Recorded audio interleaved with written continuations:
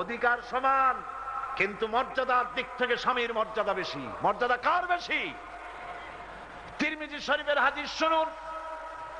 রাসূলুল্লাহ একদিন এক পাহাড়িয়া এলাকা থেকে যেতেছিলেন। পাহাড়ের ভিতর থেকে এক পাহাড়িয়া উট এসে রাসূলুল্লাহ পাও মোবারকের উপরে চুমো খেলো, যেন সেজদাই দিল। সাহাবীরা বললেন, ইয়া রাসূলুল্লাহ, উটের কত বড় ভাগ্য, উট আপনার পায়ে চুমা দিল, সেজদা দিল। আপনি যদি আমাদেরকে অনুমতি দিতেন, আপনার পায়ে চুমা দিতাম, সেজদা দিতাম। রাসূলুল্লাহ বললেন, না, মানুষকে মানুষ সেজদা দিতে পারবে না। যদি মানুষকে সেজদা দেওয়া জায়েজ হতো, আমি তাহলে পৃথিবীর সমস্ত স্ত্রীদেরকে বলতাম তারা যেন তার স্বামীকে সেজদা দেয়।